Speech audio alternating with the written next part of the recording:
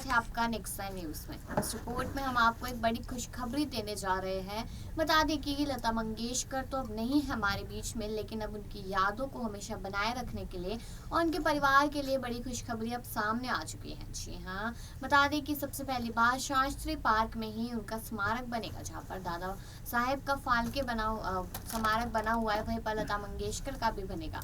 और साथ ही साथ आपको ये भी बता दें कि मुंबई में म्यूजिक एकेडमी खुलने जा रही है लता मंगेशकर के नाम से, और ये फैसला लिया है वहाँ की सरकार ने और साथ ही साथ केंद्र सरकार ने भी। इस बात को सुनकर अब उनकी फैमिली बहुत ज़्यादा खुश हो गई है कि आखिरकार लता मंगेशकर को सालों साल तक इस तरीके से याद रखा जाएगा। लेकिन साथ ही आपको बताते चले कि 8 जनवरी से ही अस्पताल में भर्ती थी लता, और उसके बाद 6 फरवरी को वो इस दुनिया को अलविदा कह गई। इस बात का गम सारे लोगों को है, लेकिन आखिरकार ये अकेडमी बनाने वाला जो प्रोग्राम है, जो प्लान है, वो कहाँ से आया और कब तक बनकर तैयार हो जाएगा, वो आप इस रिपोर्ट में आखिरी तक जाने। बता दें कि स्वर कोकिला लता मंगेशकर अब हमारे बीच नहीं रही। 6 फरवरी को 92 इयर्स की उम्र में उन्होंने दुनिया को अलविदा कह दिया, लेकिन मेलोडी क्वीन की आवाज़, यादगार गाने और उनसे जुड़ी यादें हमेशा हमारे साथ रहेगी। महाराष्ट्र सरकार ने भारत रत्न लता मंगेशकर की याद में मुंबई में एक म्यूजिक एकेडमी बनाने की घोषणा की है। लता मंगेशकर की याद में म्यूजिक एकेडमी के अलावा मुंबई यूनिवर्सिटी के कलीना कैंपस में एक म्यूजियम भी बनाया जाएगा। इतना ही नहीं, कम से कम 3 बड़े फिल्म मेकर्स लता मंगेशकर पर एक बायोपिक बनाना चाहते हैं। लता ताई के जीवन की अद्भुत कहानी बताने के इच्छुक 3 फिल्म मेकर्स आनंद एल राय, राकेश ओम प्रकाश मेहरा और संजय लीला भंसाली के बीच होड़ है। दरअसल भंसाली 10 साल से लता मंगेशकर की बायोपिक के आइडिया के साथ जी रहे हैं, लेकिन सवाल यह है कि क्या मंगेशकर फैमिली उनके बायोपिक बनाने के लिए इजाज़त देगी या नहीं। कहा जाता है कि अब दिग्गज सिंगर हमारे बीच नहीं रही, तो संजय लीला भंसाली अपने ड्रीम प्रोजेक्ट के साथ आगे बढ़ने के लिए सबसे ज़्यादा एक्साइटेड है। हालांकि बताया जा रहा है कि मंगेशकर परिवार जाहिर तौर पर एशिया की सबसे सफल सिंगर के तौर में लता जी के जर्नी पर किसी भी ऑफिशियल बायोपिक की अनुमति अभी कुछ समय में तो नहीं देने जा रहे हैं। लेकिन एक सूत्र ने खुलासा किया है कि मंगेशकर परिवार कभी ना कभी उनके जीवन पर एक फिल्म बनाने की योजना बना रहे हैं। कुछ दिन पहले मध्य प्रदेश प्रशासन ने लता मंगेशकर की जन्मस्थली इंदौर में एक म्यूजियम स्थापित करने की घोषणा की थी। इतना ही नहीं, इंदौर में लता जी का एक स्मारक भी स्थापित किया जाएगा। साथ ही लता दीदी के नाम पर एक राज्य पुरस्कार भी रखा जाएगा, जो उनकी जयंती के अवसर पर कलाकारों को दिया जाएगा।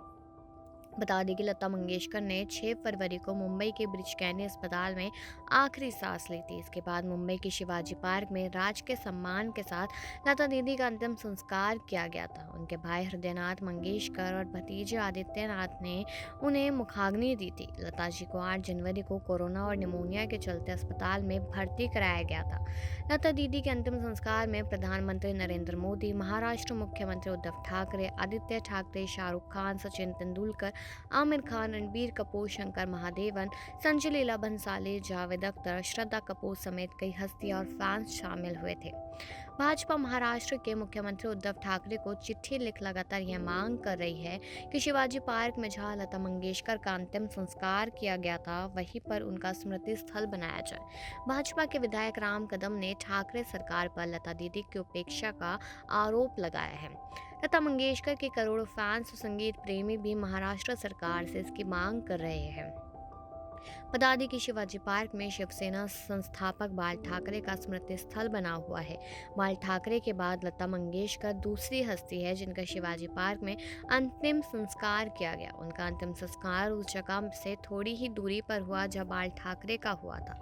जी हाँ, आपको आगे बताते चले कि लता मंगेशकर को लोग आज भी याद कर रहे हैं। उनके निधन के बाद पूरा ही देश विदेश हर जगह पर को याद किया जा रहा था, क्योंकि लोगों को यकीन नहीं हुआ कि एक ऐसी हस्ती, एक ऐसी शख्सियत आज हमको छोड़ के चली गई थी। इस बात का दुख सभी लोगों को है, बहुत ही ज़्यादा।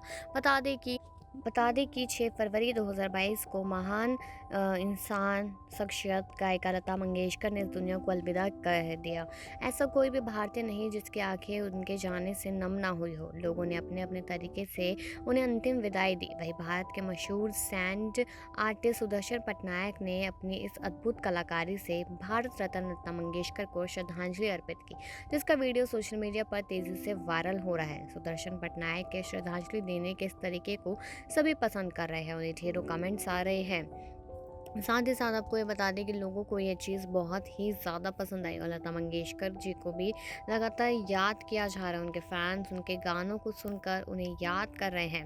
वहीं पर बता दें कि स्वर सामग्री भारत रत्न लता मंगेशकर भले अब दुनिया में नहीं रही, उनके द्वारा गाए गए गाने सदियों तक फिजाओं में गूंजते रहेंगे।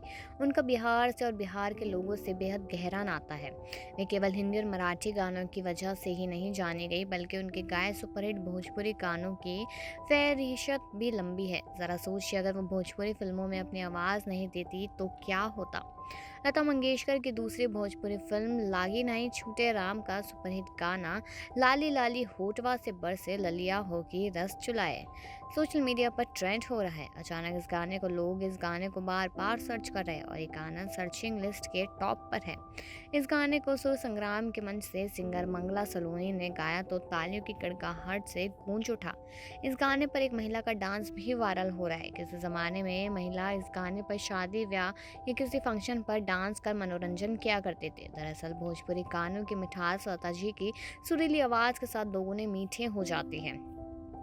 और इस फिल्म का टाइटल सॉन्ग है हे गंगा मैया तोहे प्यारी चढ़ैबो सजना से कर दो मिलनवा हो हाय राम को लता जी ने अपनी आवाज़ से सजाया और आज यह गाना सुपरहिट गानों की श्रेणी में नंबर 1 पर है। इस गाने को आज भी भोजपुरी के दर्शक अपने ज़्यादा पसंद करते हैं। लता जी के साथ इस गाने में छोटी बहन उषा मंगेशकर की भी आवाज़ थी। लता मंगेशकर की दूसरी भोजपुरी फिल्म लागी नहीं छूटे राम का सुपरहिट गाना लाली लाली होठवा से परस ललैया हो की रस चुलाए, ये गाना आज भी कानों में उतरा है तो मधुर रस ही घूम रहा है।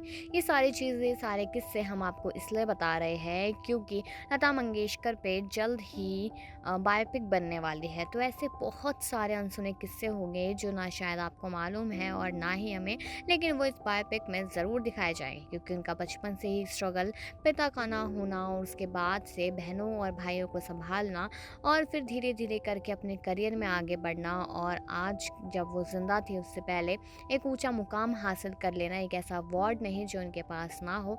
ये सारी चीज़ें बहुत ही बारीकी से आपको उनके बायोपिक में दिखाई जाएगी। लेकिन यहाँ पर झगड़ा और मसला इस चीज़ का है कि आखिरकार ये बायोपिक बनाएगा कौन।